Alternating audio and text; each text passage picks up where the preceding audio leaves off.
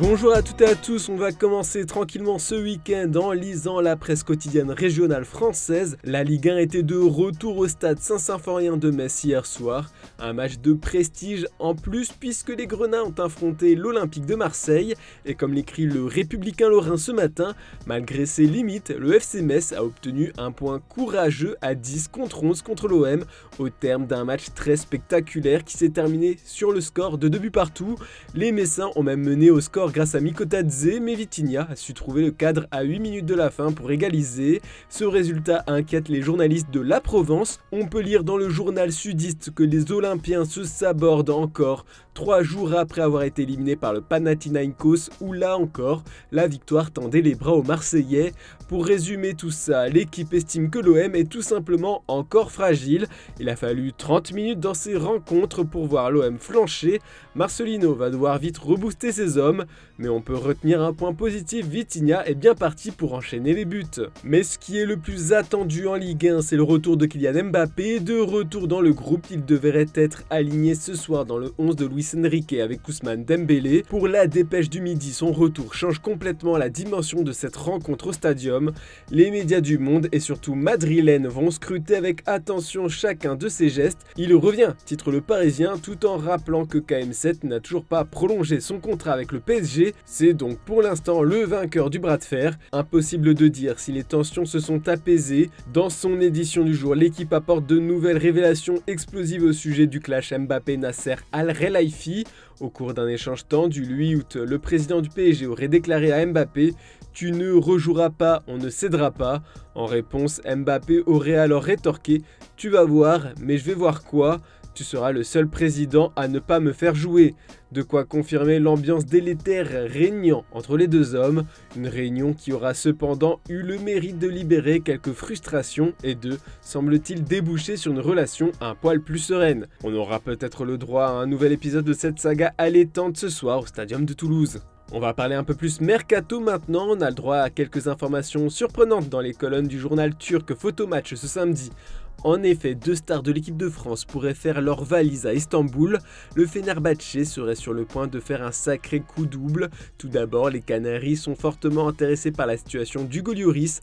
Libre de quitter les Spurs à 1 an de la fin de son contrat, le champion du monde 2018 est la priorité du dernier deuxième de Super League. Le club stambouliote a pour ambition de recruter un gardien étranger. Et après avoir échoué sur le dossier de Rea, c'est le Français qui est en haut de leur shortlist. La Lazio est aussi sur le coup. Fenerbahçe souhaite également se renforcer avec le recrutement d'un milieu comme Matteo Guendouzi, entretenant de bonnes relations avec les dirigeants marseillais depuis le transfert des Cengiz Sunder. Le club turc aurait déjà proposé un prêt avec option d'achat à l'OM.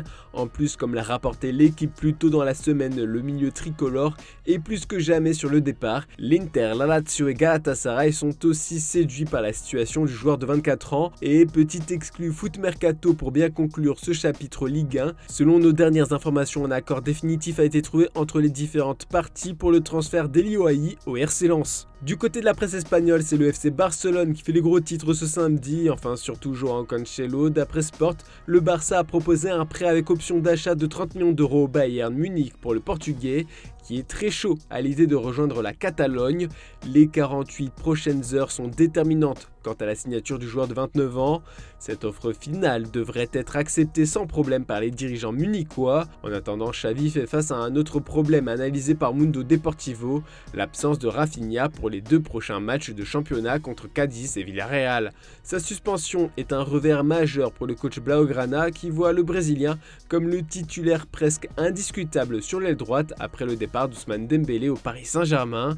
Xavi va s'appuyer sur le vivier qu'il a déjà. Il hésiterait encore entre 4 joueurs que l'on retrouve sur la une du quotidien espagnol. Ansu Fati, Ez Abde, Ferran Torres et Lamine Yamal. Aucun favori ne se dégage, mais le joueur choisi aura une grosse carte à jouer. Une bonne prestation pourrait le propulser dans le 11 titulaire plus souvent. En Angleterre, c'est un match de Bundesliga qui est le plus mis en avant en une des pages sport des tabloïds. Le capitaine de l'équipe d'Angleterre, Harry Kane, a fait des débuts de rêve en Bundesliga avec un but et une passe décisive pour aider le Bayern Munich à s'imposer 4-0 hier soir contre le Werder. Pour le quotidien allemand Bild, Harry Kane était clairement le rouage manquant à la machine du Bayern pour de nouveau écraser ses adversaires adversaire sereinement. Bon, ce qui interpelle aussi énormément les journaux anglais, c'est l'enquête qui concerne Lucas Paqueta et qui bloque son transfert à Manchester City, comme nous vous l'avions révélé hier. Comme le rapporte The Times ce matin, repris par tous les journaux du pays de Sa Majesté, l'enquête aurait débuté après un carton jaune reçu par le Brésilien lors du match nul 1-1 contre Aston Villa en mars dernier. Des paris auraient été placés à Duque de Caxias, une ville de la baie de Guanabara, bordée par Rio de Janeiro, sur Betway, qui est un sponsor de West Ham. Betway n'est pas très répandu au Brésil, ce qui a attiré l'attention sur les paris. Les paris n'ont pas été placés par Paqueta mais des personnes proches de lui. Le joueur choqué par ces accusations devrait s'entretenir avec la FA lundi. Manchester City a mis en pause son transfert craignant qu'il soit suspendu comme l'ont été Ivan Toney, Kieran Trippier et Daniel Sturridge ces dernières années. On va terminer ce tour de la presse européenne avec les quotidiens italiens. Ce qui fait la une partout, c'est le retour de la Serie A. Le championnat italien nous offre un Frosinone Naples pour bien s'échauffer, un choc champion de Serie B contre champion de Serie A. Pour les médias italiens, il est encore impossible de pronostiquer qui est favori pour le titre.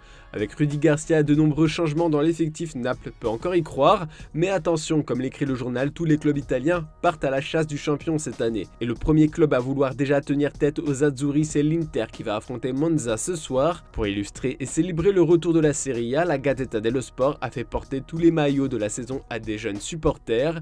Le journal espère voir bientôt Benjamin Pavard dans le championnat avec les couleurs de l'Inter. Selon les informations du journaliste italien Fabrizio Romano, le finaliste de la dernière Ligue des Champions aurait transmis une offre à hauteur de 25 millions d'euros au Bayern. D'après Bild, le français serait déjà d'accord avec les Nerazzurri. Voilà, c'est tout pour ce samedi. Bonne journée à toutes et à tous. On se retrouve demain matin pour une nouvelle revue de presse.